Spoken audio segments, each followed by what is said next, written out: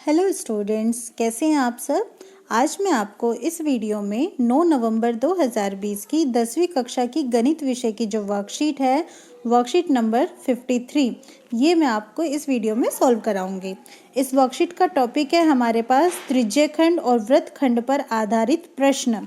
तो प्रश्न का अगर हम यहाँ पर बात करें तो हम देख पा रहे हैं कि इस वर्कशीट में हमारे पास यहाँ पे क्या किया हुआ है, कुछ उदाहरण दिए हुए हैं। देखिए उदाहरण 1, 2, 3 उदाहरण और एक और 4 उदाहरण है हमारे पास और 3 प्रश्न हैं। तो हमें ये यहाँ पे सॉल्व करने हैं, ठीक है। तो चलिए हम अपनी वर्कशीट को सॉल्व करना स्टार्ट करते हैं। तो सबसे पहले हम यहाँ पर बात करते हैं उदाहरण नंबर 1 की। तो उदाहरण नंबर 1 में हमारे पास कॉन्सेप्ट क्या है कि ABCD हमारे पास एक समचतुर्भुज है। यहाँ देखिए जरा कि ये जो आपके पास आकृति है इसमें ये क्या है, ABCD की है, ठीक है। जिसमें आपके पास AB भुजा जो है वो DC के समांतर है।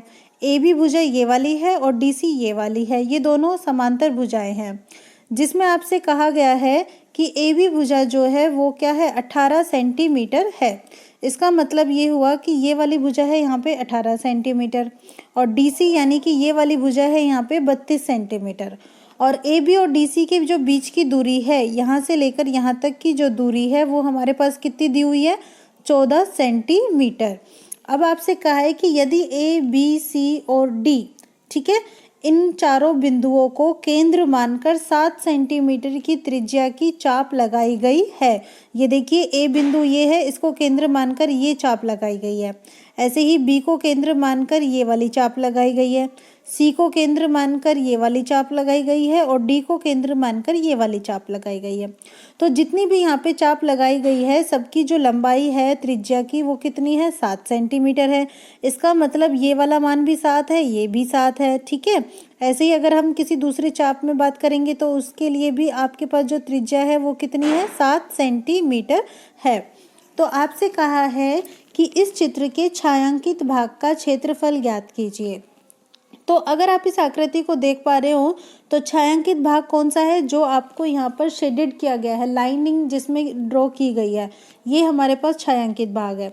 अब ये जो आपके पास छायांकित भाग है, अगर हम यहाँ पर ध्यान दें कि जो भी हमारे पास यहाँ पर ये समलम चतुर्भुज है, इस समलम चतुर्भुज में से अगर मान लीजिए ये वाला वृत्त हटा दे, ठीक है, ऐसे ही ये वाला वृत्त हटा दे, जो वृत्त के हिस्से हैं हमारे पास एक ये है यहाँ पे और एक ये, अगर हम इन चारों हिस्सों को हटा देंगे तो हमारे पास ये जो छायांकित भाग है इसका क्षेत्रफल आ जाएगा। और ये हम घटाएंगे कहाँ से, समलम चतुर्भुज के क्षेत्रफल में से। तो हम यहाँ पर सबसे पहले ज्ञात करते हैं समलम चतुर्भुज का क्षेत्रफल। तो समलम चतुर्भुज का जो क्षेत्रफल का सूत्र होता है, क्या होता है, 1/2 गुना समांतर भुजाओं का योग गुना उनके बीच की दूरी। ये हमारे पास समलम चतुर्भुज के क्षेत्रफल का सूत्र होता है। तो अगर हम इसमें यहाँ पे मान रखेंगे तो हम लिखेंगे 1/2 समांतर भुजाएं कौन कौन सी हैं, एक तो AB है और दूसरी है आपके पास DC, इनका योग और गुना इनके बीच की दूरी। तो यहाँ पर इनके बीच की जो दूरी है वो आपको कितनी दी हुई है, 14 दी हुई है। आप मान रख दीजिए सबका। AB का मान आपके पास कितना है, 18 है और DC का है 32 और 18 + 32 करेंगे आप। फिर आपके पास यहाँ पे सॉल्व करने के लिए क्या है, 2 से काट दीजिए इसे, 2 × 14 यानी कि 7 से गुना कर लेना है।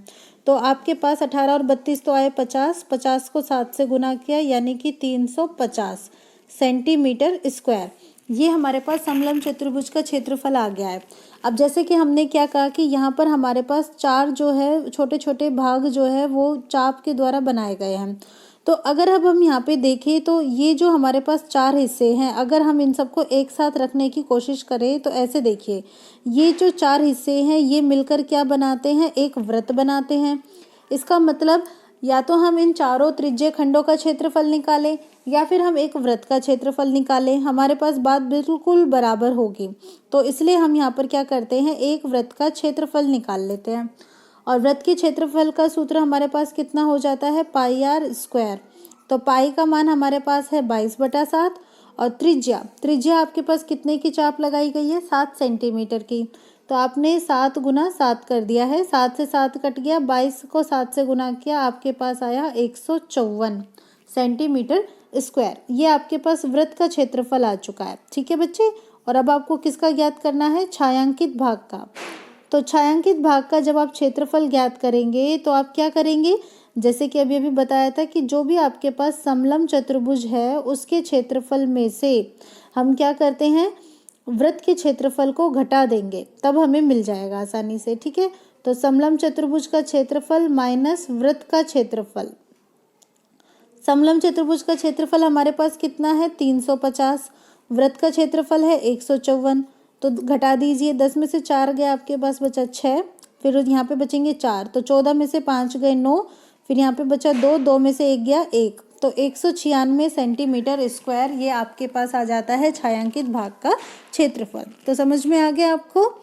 तो इस उदाहरण 1 के बाद अब हमारे पास उदाहरण नंबर 2 है, जिसमें हमारे पास 5 सेंटीमीटर त्रिज्या का एक वृत्त है। ठीक है, तो आपने आर का मान ले लिया है 5 सेंटीमीटर और आपको त्रिज्य खंड का क्षेत्रफल ज्ञात करना है। त्रिज्य खंड का क्षेत्रफल जिसका सूत्र हमारे पास कितना होता है, पाई आर स्क्वायर थीटा बटे 360 डिग्री। अब इसमें संगत चाप की लंबाई दी है। चाप की लंबाई का मतलब आपके पास क्या है भाई, आपको ये तो ज्ञात करना है, और लंबाई यानी कि 2 पाई आर थीटा बटा 360, ये वाला जो मान है आपको क्या करना है, दिया हुआ है इसका कितना 3.5। तो हम इस वाले सूत्र से सहायता लेंगे। तो देखिए चाप की लंबाई हमने इस प्रकार से रख देते हैं।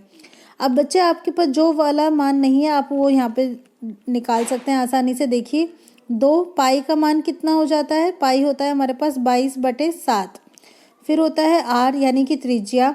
त्रिज्या तो हमें कहीं पर दी हुई है क्या, देखिए क्या मान दिया हुआ है, बिल्कुल त्रिज्या का मान है आपके पास 5, लेकिन ये जो थीटा है कोण ये हमें नहीं दिया हुआ, और बटे में क्या है 360, और ये किसके बराबर है 3.5 के। इसका अगर हम यहाँ से पॉइंट हटाएंगे तो नीचे क्या आ जाएगा 10 आ जाएगा, काट दीजिए, 5 से कटेगा, 5 सत्ता 35, 5 दूनी 10। अब इसके बाद हम यहाँ पर थीटा का मान निकालते हैं, तो 7/2 तो है ही हमारे पास दाएं पक्ष में, और जब हम यहाँ से संख्याओं को भेजते हैं तो नीचे की संख्याएं तो ऊपर हो जाती हैं और ऊपर वाली संख्याएं हमारे पास नीचे हो जाती हैं। तो इस प्रकार से हमारे पास ये आता है। अब जो कटता है उससे काट दीजिए। आप देख पा रहे होंगे आसानी से क्या कि आपके पास 5 को 2 से गुना करो, 5 दूनी 10, तो 10 से 1 0 कट गया। ठीक है ना, अब 2 से काटो, 2 से ये कितनी बार जाएगा 18 बार कटेगा। फिर आप 2 से दोबारा काटो 11, और यहाँ पे ये कितनी बार गया 9 बार गया। तो 7 गुना 7 गुना 9, 7 7 49, और 49 को 9 से गुना कीजिए और नीचे आपके पास क्या आ जाएगा 11 आ जाएगा। तो आपके पास ये जो संख्या आएगी गुना करने पर किसके इक्वल आ जाएगी 441/11 के। ठीक है, तो इस प्रकार से आपको यहाँ पे मिल जाता है 441/11, और ये आपके पास क्या आ जाता है थीटा आ जाता है, कोण आ जाता है। अब थीटा तो मिल गया। अब इस थीटा का मान हम क्या कर सकते हैं, इस वाले सूत्र में रख सकते हैं और आसानी से हम त्रिज्य खंड का जो क्षेत्रफल है वो ज्ञात कर सकते हैं। तो चलिए करके देखते हैं हम यहाँ पे भी ये भी। तो त्रिज्य खंड के क्षेत्रफल में पाई का मान कितना होता है 22/7। ठीक है, तो आप मान रख दीजिए। ये देखिए हमने यहाँ पे रखा हुआ है, पाई का मान रख रहे हैं। चलिए यहाँ पे कर देती हूँ मैं आपके सामने। ओके, तो 22/7, त्रिज्या का मान है 5 गुना 5। फिर उसके बाद है थीटा हमारे पास आया 441/11, और भाग हम किससे दे रहे हैं लास्ट में 360 डिग्री से। तो देखिए आपके पास क्या कटता है 11 एकम 11, 11 दूनी 22। ठीक है, फिर ऐसे ही 5 को 2 से गुना करो 10 आया, तो 10 से 1 0 ये कट जाएगी। अब उसके बाद आप देखो कुछ और कटता है क्या आपके पास, बिल्कुल 7 एकम 7, यहाँ से देखो 7 छिंग 42 और 2 है यानी कि 21, तो 7 तिया 21, 63 है, 9 से 9 चौक 36 और ये 9 7 63, तो कितना मिला 7 को 5 से गुना किया, 7 5 35 और बटे में 4, भाग दीजिए, 4 8 32। फिर उसके बाद आपके पास क्या बचेगा 3 बचेगा, तो 3 बचेगा यानी कि 30 पॉइंट लगाया तो 4 7 28 और फिर 2 बचा तो 4 5 20, तो हमारे पास आ जाता है 8.75, और ये भी किस में सेंटीमीटर स्क्वायर में। अतः त्रिज्य खंड का क्षेत्रफल हमारे पास कितना आया है 8.75 सेंटीमीटर स्क्वायर आया है। समझ में आ गया बच्चे, बहुत ही अच्छा सवाल था, है ना। तो चलिए अब हम इस उदाहरण के बाद बात करते हैं उदाहरण नंबर 3 की। उदाहरण नंबर 3 में हमारे पास ये जो आकृति दी हुई है इसमें क्या कहा है कि एक वृत्ताकार ब्रोच बनाना है। ठीक है। और इसे भी हमें चांदी के तार से बनाना है, जिसका हमारे पास व्यास दिया हुआ है, व्यास यानी कि 35 mm। ठीक है बच्चे, तो व्यास पे ध्यान दीजिए, व्यास का मान है आपके पास 35 mm। अब ये जो आपके पास तार है, आप क्या करोगे चांदी के तार से, इसको वृत्त के 5 व्यास को बनाने में भी उपयुक्त करोगे। तो देखो, अगर आपसे ये कहा जाए यहाँ पे कि आपने 5 तो व्यास बनाने हैं और 10 उसे जो क्या करते हैं, 10 बराबर त्रिज्य खंडों में विभाजित करते हैं, तो आपको ज्ञात करना है नंबर 1 तार की लंबाई, कुल वांछित चांदी के तार की लंबाई। तो बच्चा आपने क्या देखा कि आपको जो तार है वो कहाँ कहाँ इस्तेमाल करना है। पहली बात, आपको ऐसे वृत्ताकार ब्रोच बनाना है, यानी कि वृत्त का एक तरीके से चक्कर काटना है। तो तार की लंबाई में आपको वृत्त की परिधि को जोड़ देना है, ठीक है। फिर उसके बाद आपसे क्या कहा है कि तार के आपने 5 व्यास भी बनाने हैं, व्यास यहाँ से यहाँ तक के, ऐसे और ऐसे ये। तो ये आपको कितने बनाने हैं, यहाँ पे 5 बनाने हैं। तो जब आप 5 व्यास बनाएंगे इस प्रकार से, तो इसका मतलब आप 5 को व्यास से गुना कर दीजिए, तो आपके पास 5 व्यास की लंबाई आ जाएगी। तो मान रखिए वृत्त की परिधि यानी कि 2πr, ठीक है, और प्लस 5 व्यास यानी कि 5 और व्यास तो आपको 35 दिया हुआ ही है। वृत्त की परिधि में ये 2 × r यानी कि त्रिज्या का दुगना क्या हो जाता है, व्यास हो जाता है, व्यास यानी कि d, और फिर उसके बाद में 5 × 35। आपने यहाँ पे पाई का मान रख देना है, कितना आया 22/7 गुना d यानी कि व्यास, जो कि कितना है 35 mm, प्लस 35 को 5 से गुना किया 175, 7 से ये काटा 7 पंजा 35, तो 22 पंजा 110 और 175, 110 और 175 जोड़कर देखिए कितना हो जाएगा, 5 और 0 5, 7 और 1 8 हो जाएगा, और 1 और 1 2, तो 285 mm ये हमारे पास क्या आ चुकी है, इस तार की लंबाई। बच्चे यहाँ पर थोड़ी सी मिस्टेक है, आप ठीक कर लीजिएगा, 1 नहीं है, इसकी जगह 2 है, ठीक है। तो 285 mm आपके पास तार की लंबाई आ जाती है। फिर आपसे क्या कहा है कि ब्रूच के प्रत्येक त्रिज्य खंड का क्षेत्रफल, आपको क्षेत्रफल भी ज्ञात करना है प्रत्येक त्रिज्य खंड का। तो बच्चा आप यहाँ पे कॉन्सेप्ट देखो क्या, कि जो भी आपके पास त्रिज्य खंड आता है, मान लीजिए ये मैं इस एक त्रिज्य खंड की बात करती हूँ, तो त्रिज्य खंड के क्षेत्रफल के लिए हमारे पास सबसे पहला सूत्र तो ये होता है कि πr² θ/360, एक तो ये होता है।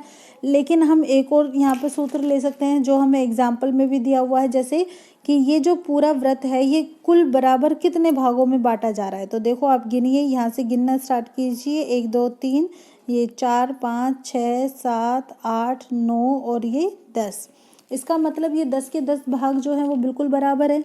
तो अगर हम व्रत के क्षेत्रफल में इन 10 का भाग दे दे, 10 क्या, इन 10 त्रिज्य खंडों की संख्या का भाग दे दे, तो हमारे पास क्या आ जाएगा, हमारे पास प्रत्येक त्रिज्य खंड का क्षेत्रफल आ जाएगा। तो इसके लिए हम सबसे पहले क्या करते हैं, व्रत का क्षेत्रफल निकालते हैं, क्योंकि हमें उसमें भाग देना है। तो लीजिए ये भी यहाँ पे निकाला हुआ है, व्रत का क्षेत्रफल, क्या सूत्र हो गया, पाई यानी कि 22/7 गुना त्रिज्या क्या हो जाएगी, व्यास की आधी। आपको तो व्यास दिया हुआ है, तो त्रिज्या क्या हो जाएगी, व्यास की आधी हो जाएगी, तो 35/2, और इससे आप 2 बार गुना कर दीजिए। तो जब आप गुना करते हैं 22/7 को 35/2 से 2 बार आप गुना कर रहे हैं, और फिर लास्ट में आप भाग देंगे 10 से, तो आपको क्या मिलेगा, तो चलिए करके देखते हैं। ये लीजिए 22/7 गुना 35/2, ठीक है। फिर दोबारा से 35/2, और लास्ट में हम भाग किससे दे रहे हैं, हम भाग दे रहे हैं 10 से। तो चलो काट दीजिए, 7 एकम 7, 7 पंजा 35, 5 से काटा 5 दूनी 10, फिर इस 2 से आपने 22 काटा 11, तो 11 को आपने 35 से गुना किया, कितना आया आपके पास 385/2 को 2 से गुना किया यानी कि 4, तो 385/4, ये देखिए आपके पास 385/4 आया। और यहाँ पे भी ब्रूच के प्रत्येक त्रिज्य खंड का क्षेत्रफल कितना आया, 385/4 mm। तो इस प्रकार से हमारा जो उदाहरण नंबर 3 है ये भी यहाँ पर क्लियर होता है। अब इसके बाद हम जो नेक्स्ट बात करते हैं वो क्या, किसकी करते हैं, उदाहरण नंबर 4 की। तो देखिए उदाहरण नंबर 4 में हमारे पास एक गोल मेजपोश है और इस पे 6 समान डिज़ाइन बने हुए हैं, जैसा कि आकृति में दर्शाया गया है। यदि मेज पोस्ट की जो त्रिज्या है वो 28 सेंटीमीटर है, मेज पोस्ट की त्रिज्या, यानी कि आप देखो यहाँ पे ये सारी की सारी क्या है, मेज पोस्ट की त्रिज्या ही है। ये OAB है, OB है, या फिर इसके अलावा यहाँ पे आप देखिए ये सब त्रिज्याएं हैं। तो आपको मेज पोस्ट की त्रिज्या जो है वो 28 सेंटीमीटर दी हुई है। ठीक है बच्चे, तो आप कह सकते हो कि R का मान आपके पास कितना है, 28 सेंटीमीटर है। अब हमें क्या करना है, 0.35 रुपये प्रति वर्ग सेंटीमीटर की दर से इन डिज़ाइनों को बनाने की लागत ज्ञात कीजिए। आप देख पा रहे होगे कि ये जो मेज पोस्ट है आपके पास, ये जो पूरा मेज पोस्ट, ये आपके पास कौन सी आकृति में, वृत्त की आकृति में।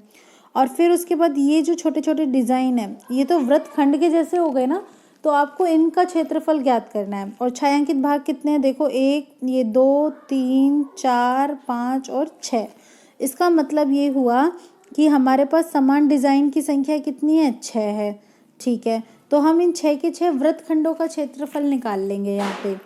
और वृत्तखंड का जो क्षेत्रफल होता है उसका सूत्र क्या होता है हमारे पास, वृत्तखंड के क्षेत्रफल का सूत्र होता है हमारे पास कि हम उसमें से त्रिज्या खंड का क्षेत्रफल निकालते हैं, और त्रिज्या खंड के क्षेत्रफल में से फिर हम त्रिभुज के क्षेत्रफल को क्या कर देते हैं, माइनस कर देते हैं। अब चूंकि हम देख पा रहे हैं कि ये 1, 2, 6 भागों में बट रहा है। ठीक है, तो कोण जो है पूरा 360 डिग्री वो भी 6 भागों में बट रहा है, और 6 भागों में बटेगा तो उसका मान कितना हो गया, 60 डिग्री। यानी कि प्रत्येक कोण का जो मान है वो कितना है, 60 डिग्री। और जब सारे कोण, त्रिभुज के सारे कोण 60 डिग्री के होते हैं तो वो कैसा हो जाता है, समबाहु त्रिभुज हो जाता है। तो समबाहु त्रिभुज का क्षेत्रफल का सूत्र लगा दीजिए, √3/4 गुना भुजा स्क्वायर। तो √3/4 लिखेंगे, और फिर भुजा देखिए आपके पास कितनी दी हुई है, मेज पोस्ट की त्रिज्या। भुजा देखो ये त्रिभुज की भुजा है ना, और यही आपके पास इस मेज पोस्ट की त्रिज्या भी है। तो आप यहाँ पर √3/4 को 28 गुना 28 के साथ सॉल्व करेंगे। तो आप जब इस प्रकार से इसको सॉल्व करते हैं तो आप देखते हैं कि 4 से 28 तो कट गया है 7 बार। फिर आप 28 को 7 से गुना कीजिए, और फिर उसके बाद √3 यानी कि 1.732 से गुना कीजिए। तो आपको गुना करने पर आंसर मिलेगा 333.2 सेंटीमीटर स्क्वायर। जो आपने त्रिभुज है उसका तो क्षेत्रफल निकाल लिया है। अब आपको चाहिए वृत्तखंड। तो वृत्तखंड के लिए हम क्या करते हैं, जो भी हमारे पास त्रिज्यक खंड होता है उसमें से त्रिभुज के क्षेत्रफल को माइनस कर देते हैं, तो हमें वृत्तखंड का जो क्षेत्रफल है वो मिल जाता है। तो अब हम निकालेंगे फिर इसके लिए त्रिज्यक खंड का क्षेत्रफल। तो त्रिज्यक खंड का क्षेत्रफल का सूत्र होता है हमारे पास πr² θ/360। थीटा का मान रखा है ये देखो 60 डिग्री। फिर उसके बाद हमने यहाँ पे क्या किया है, पाई का मान रखा है। देखिए पाई हमारे पास कितना है यहाँ पे, 22/7। और जब हमने पाई का भी मान यहाँ पे रख दिया है 22/7, तो हमारे पास यहाँ पे कैलकुलेशन करेंगे तो 60 से 360 6 बार कट जाएगा। तो यहाँ पर आप देखिए ये आपके पास कितना है, 1/6 है। फिर 22 है, 7 जो है 7 से आप काट देंगे किसको, 28 को, ऐसे 7 चौक 28, तो यहाँ पे बचेगा 4। तो 1/6 गुना 22 गुना 28 गुना 4, इन सबको हम यहाँ पर क्या करते हैं, सॉल्व कर लेते हैं। तो सॉल्व करने के बाद हमारे पास जो आंसर आता है वो किसके बराबर आ जाता है, 410.66 के। तो इस प्रकार से हमारे पास जो है वो त्रिज्यक खंड का जो क्षेत्रफल है वो आ जाता है। ठीक है, अब त्रिज्यक खंड का क्षेत्रफल कितना आया, 410.66। ओके, और आपके पास जो डिज़ाइन है वो कितने बन रहे हैं, यहाँ पे 6 डिज़ाइन बन रहे हैं, उनका आपके पास क्षेत्रफल कितना आया, 333.2। तो आप ना इसको घटा दीजिए। जब आप इसको घटाएंगे तो आपके पास एक वृत्तखंड, भाई आप एक त्रिभुज के क्षेत्रफल में से एक किसको घटा रहे हो, त्रिभुज के क्षेत्रफल को घटा रहे हो, तो आपके पास एक वृत्तखंड का क्षेत्रफल आ रहा है। ठीक है, और अब हमें ज्ञात कितने करने हैं, 6 वृत्तखंड। तो हम इस क्षेत्रफल को 77.46 को 6 से गुना कर लेते हैं, और फिर हमें मिल जाएगा 464.76 सेंटीमीटर स्क्वायर, यानी कि 6 डिज़ाइन का क्षेत्रफल मिल जाएगा। और जब 6 डिज़ाइन का क्षेत्रफल मिल जाएगा तो आप उसे जो उसकी लागत है यानी कि 0.35 उससे गुना कर दीजिए। तो हम यहाँ पर देखते हैं 464.76 को जब हम 0.35 से गुना करते हैं तो हमें मिलता है 162.66 रुपये आंसर। ठीक है, 162.66 रुपये हमें उत्तर मिल जाता है। तो इस प्रकार से जो हमारा उदाहरण नंबर 4 है ये भी कंप्लीट होता है। अब इस उदाहरण नंबर 4 के बाद हमारे पास यहाँ पर जो 4 प्रश्न दिए हुए हैं, अब इस उदाहरण नंबर 4 के बाद हमारे पास यहाँ पर जो 3 प्रश्न दिए हुए हैं, हम एक एक करके इनको प्रयास करते हैं। तो सबसे पहले हम बात करते हैं पहले प्रश्न की। पहले प्रश्न में हमारे पास जो आकृति है वो ये वाली है। इसमें हमसे कहा है कि एक वृत्त है और इस वृत्त का जो चतुर्थांश है, चतुर्थांश यानी कि चौथा भाग, और इसके अंदर एक वर्ग बना हुआ है, ये देख पा रहे होंगे आप। ये तो आपके पास क्या है, चतुर्थांश है, और ये इसमें क्या बना हुआ है, वर्ग बना हुआ है। फिर आपसे कहा है कि छायांकित भाग का क्षेत्रफल ज्ञात करो और वृत्त की त्रिज्या दी है। ठीक है, अगर आपके पास ये इस प्रकार से हम इसको ले रहे हैं तो वृत्त की त्रिज्या हमारे पास कितनी दी हुई है, 62 सेंटीमीटर दी हुई है, और छायांकित भाग ये वाला क्षेत्रफल ज्ञात करना है। तो हम छायांकित भाग का क्षेत्रफल कैसे ज्ञात करेंगे भाई? छायांकित भाग के क्षेत्रफल के लिए हम यहाँ पर क्या करते हैं, त्रिज्यीय खंड के क्षेत्रफल में से जो भी हमारे पास ये चतुर्थांश है ना, यानी कि जो भी हमारा त्रिज्यीय खंड है, चतुर्थांश है, इसमें से हम घटा देते हैं। किसको? हम घटा देंगे इस वर्ग के क्षेत्रफल को जो यहाँ पे बना हुआ है, और जब वर्ग का क्षेत्रफल घट जाएगा तो हमारे पास क्या मिलेगा, सिर्फ छायांकित भाग मिलेगा। तो चलिए अब हम यहाँ पे करते हैं चतुर्थांश का क्षेत्रफल माइनस वर्ग का क्षेत्रफल। तो चतुर्थांश यानी कि वृत्त का चौथा हिस्सा, तो इसका जो क्षेत्रफल अगर आप निकालोगे तो क्या करोगे, पाई आर स्क्वायर बटा 4 करोगे, बिल्कुल ऐसे ही करोगे। और फिर उसके बाद आप क्या करोगे, वर्ग का क्षेत्रफल यानी कि वर्ग जो है उसकी भुजा, और उसकी भुजा का क्या कर दोगे, स्क्वायर कर दोगे। तो अब हमारे पास तो त्रिज्या है, आर है 62, हमारे पास इस वर्ग की भुजा तो दी हुई नहीं है, तो हम भुजा कैसे ज्ञात करेंगे भाई? देखो हमारे पास तो ये इतना सा हिस्सा है, लेकिन हमें ये पूरी जो लंबाई है यहाँ तक की दी हुई है। तो इसके लिए चलो अब हम सॉल्व करना स्टार्ट करते हैं। सबसे पहले तो हम यहाँ पे चतुर्थांश का क्षेत्रफल निकालते हैं। तो चतुर्थांश का क्षेत्रफल यानी कि पाई आर स्क्वायर बटा 4, मान रखिए पाई का मान है 22/7, आर त्रिज्या है जो कि कितनी है, 62 है, गुना 62, और फिर उसके बाद आप क्या कर रहे हो, 4 से भाग दे रहे हो। जब आप इसको सॉल्व करते हो तो 2 से 2 दूनी 4, 2 तिया 6, 2 एकम 2, 2 दूनी 4, 2 तिया 6, 2 एकम 2। तो 22 को 31 और 31 से गुना करके 7 से हमें भाग देना है। तो जब हम इस प्रकार कैलकुलेशन करते हैं तो हमें मिलता है 3020.28, और ये सब मान किस में है, सेंटीमीटर में। तो सेंटीमीटर स्क्वायर हमें मिल जाता है। ये तो हमारे पास चतुर्थांश का क्षेत्रफल आ गया। अब हमें ज्ञात करनी है इसकी भुजा। तो बच्चा एक बात देखो, आपके पास ये जो ऐसे वर्ग बना हुआ है, ठीक है, तो यहाँ पर ये वाली जो आपके पास ये वाली जो दूरी है ये क्या है, ये इस वर्ग का विकर्ण है। वर्ग का तो विकर्ण है, पर आप देख पा रहे होगे कि ये जो आपके पास चतुर्थांश है, इस चतुर्थांश की क्या है, त्रिज्या है। इसका मतलब ये हुआ कि जो त्रिज्या है वो वर्ग के विकर्ण के बराबर है। ओके, और वर्ग का विकर्ण का सूत्र क्या होता है, ये आपके पास होता है भुजा गुना √2। तो इसका मतलब ये हुआ कि आप यहाँ से भुजा का मान आसानी से ज्ञात कर सकते हो। कैसे? त्रिज्या में √2 से भाग देकर, और त्रिज्या कितनी है आपके पास, 62, तो 62 में आप √2 से भाग दीजिए, कितना आएगा, 62/√2। ये आपके पास भुजा मिल गई है। तो चलिए अब आप भुजा स्क्वायर कीजिए। भुजा स्क्वायर कितना हो जाएगा, यानी कि 62 गुना 62 और √2 का स्क्वायर, √2 का स्क्वायर यानी कि 2, तो 2 से ये आपका कट गया 31 बार। गुना करिए, 31 को आपने 2 से गुना किया, 31 दूनी 62, 62 का 2 आया, हासिल हो गई कितनी, 6। और उसके बाद अब आप 31 को 6 से गुना कीजिए, कितना आएगा, 186। 186 और 6 हो जाएंगे 192, यानी कि 1922 सेंटीमीटर स्क्वायर हमारे पास क्या आ चुका है, वर्ग का क्षेत्रफल। तो ये जो भी आपके पास मान आए हैं आप उन्हें इस वाले सूत्र में, छायांकित भाग के क्षेत्रफल के सूत्र में रख दीजिए, आपका उत्तर आ जाएगा। तो इस प्रकार हम 3020.28 में से 1922 को घटा देते हैं, और जब हम इसको घटाते हैं तो घटाने के बाद हमें मिलता है 1098.22 सेंटीमीटर स्क्वायर। तो ये हमारे पास क्या हो जाता है, छायांकित भाग का क्षेत्रफल हो जाता है। ये हमारा पहला प्रश्न हो जाता है। आपको समझ में आ गया, बहुत अच्छी बात है। अब चलिए अब हम यहाँ पर देखते हैं दूसरा प्रश्न। दूसरे प्रश्न के लिए हमारे पास ये वाली आकृति है। इसमें हमें छायांकित भाग का क्षेत्रफल ज्ञात करना है, जो बीच में हमारे पास ग्रे कलर से छायांकित किया गया है। यहाँ पर कॉन्सेप्ट क्या है कि यहाँ पे आपके पास एक वर्ग है, ठीक है बच्चे, ये आपके पास एक वर्ग है और इस वर्ग में आपके पास ए बी सी डी जो है वो बिंदु है। लीजिए आपने ये ए बी सी डी बिंदु ले लिए हैं और हर एक बिंदु को केंद्र मानकर क्या किया गया है, चाप काटा गया है। और जो चाप काटा गया है वो बराबर लंबाई का, यानी कि ऐसे इस तरीके से ये जो है चाप जो है वो काटा गया है, बिल्कुल बराबर लंबाई का।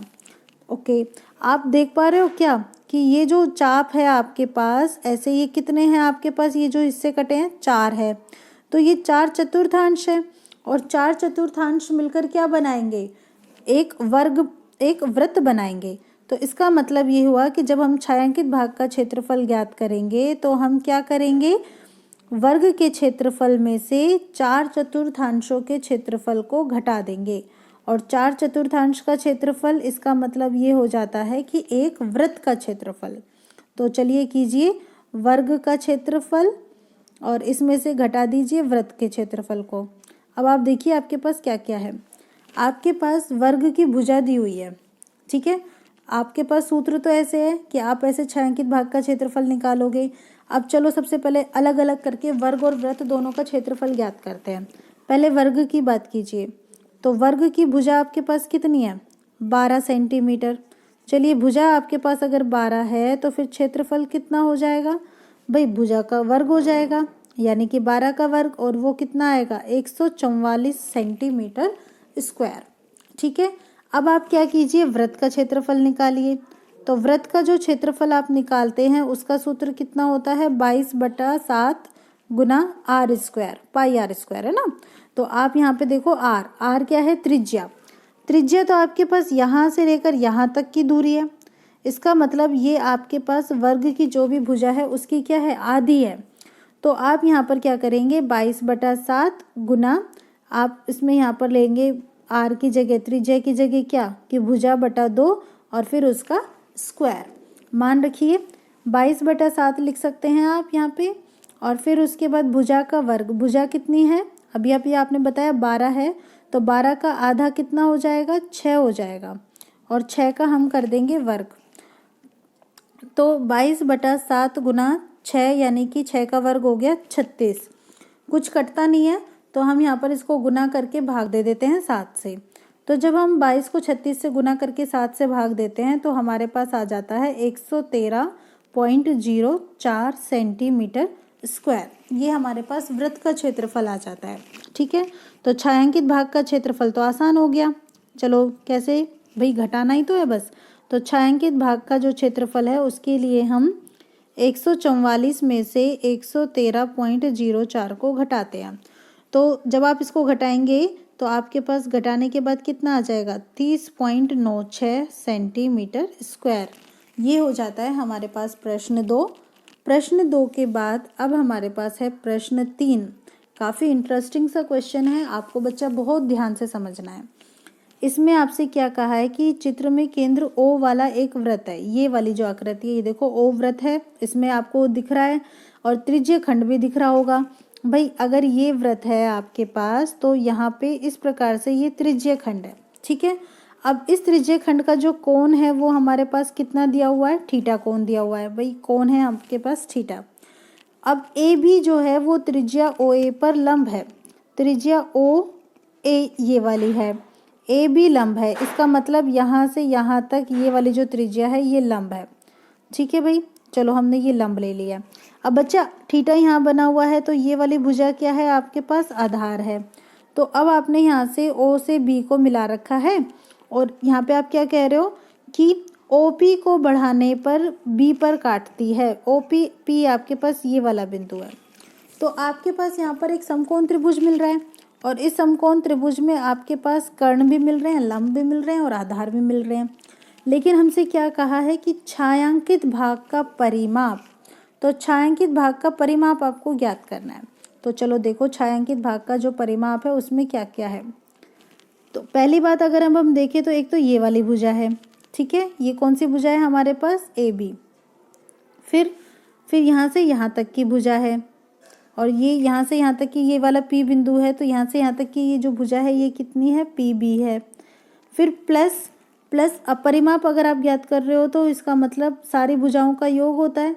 तो ये क्या है आपके पास, चाप, इसका मतलब आपके पास इस चाप की लंबाई भी है। तो हम इन तीनों को जोड़ देते हैं और हमारे पास परिमाप आ जाएगा। तो चलिए अब हम स्टार्ट करते हैं। तो यहाँ पे जैसे कि हमने देखा कि ये जो त्रिभुज है हमारे पास ओ ए बी, इसमें आपके पास थीटा कोण है, तो लंब आपके पास कौन सी वाली भुजा है, ए बी है, ठीक है। और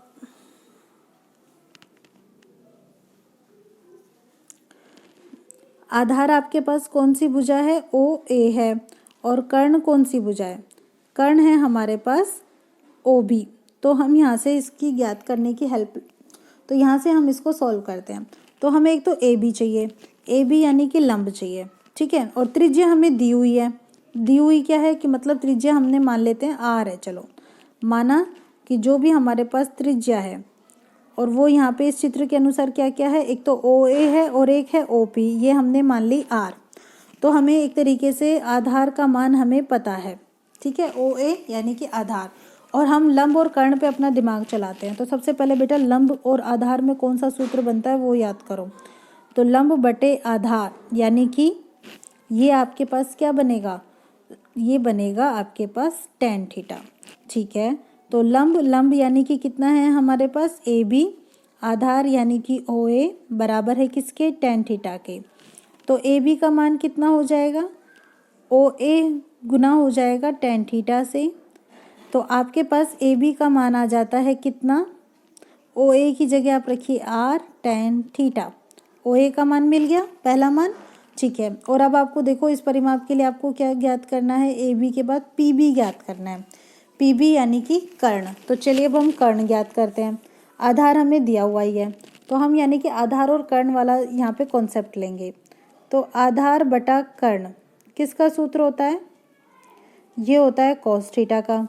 आधार हमारे पास त्रिज्या है ओ ए, कर्ण हमारे पास कौन सी भुजा है, ये वाली ओ बी। तो हमने यहाँ पर लिखा ओ बी। अब बेटा हमारे पास जो ओ ए है इसका मान पता है हमारे पास, ओ ए यानी कि आर त्रिज्या बटा ओ बी बराबर किसके है, कॉस थीटा के। हम इसको उल्टा कर देते हैं, उल्टा करेंगे तो ओ बी बटा आर हो जाएगा, और कॉस थीटा का उल्टा करेंगे तो सेक थीटा हो जाएगा, ये तो हमें पता ही है। तो यहाँ से हमारे पास ओ बी का मान आ जाएगा किसके बराबर, आर सेक थीटा के बराबर, ठीक है। अब ओ बी जो है वो कौन कौन सी भुजाओं से मिलकर बनी है, देखिए ओ बी आपके पास ये वाली भुजा है ओ बी, जिसके बीच में पी बिंदु है, तो मतलब O P plus P B. तो आप लिखेंगे कि ये जो भुजा है आपके पास बराबर है O P plus P B. अब ओ पी तो त्रिज्या है, यानी कि ये बराबर है पी बी के, आर प्लस पी बी। तो यहाँ से आप किसका मान ज्ञात कर सकते हो, पी बी का, ठीक है। क्या हो जाएगा, आर सेक थीटा तो है यहाँ पे, ये आर सेक थीटा, और आर इधर आ जाएगा तो माइनस आर हो जाएगा, ठीक है बच्चा, पी बी मिल गया। तो ये हो गया हमारे पास दूसरा मान पी बी का। अब तीसरा देखो क्या बचा, अब बची चाप की लंबाई, और चाप की लंबाई का सूत्र क्या होता है, चाप की लंबाई का सूत्र होता है 2 पाई आर थीटा बटे 360, ठीक है। तो अब आप यहाँ पर देखो इन सब का, ये आपके पास तीसरा मान है, इन सब का टोटल कर दो, आपके पास परिमाप आ जाएगा। तो परिमाप के लिए हम सबका मान रख देते हैं। ए बी का मान है आपके पास आर tan थीटा, ये लीजिए आर tan थीटा। पी बी है आपके पास R sec theta minus R. फिर उसके बाद चाप की लंबाई है 2 पाई आर थीटा बटे 360। 2 से 360 कटेगा 180 बार, आर कॉमन ले लीजिए, तो आपके पास आया यहाँ पे tan थीटा प्लस यहाँ पे सेक थीटा माइनस 1, यहाँ पे प्लस पाई, आर बाहर ले चुके हो, थीटा बटा 180।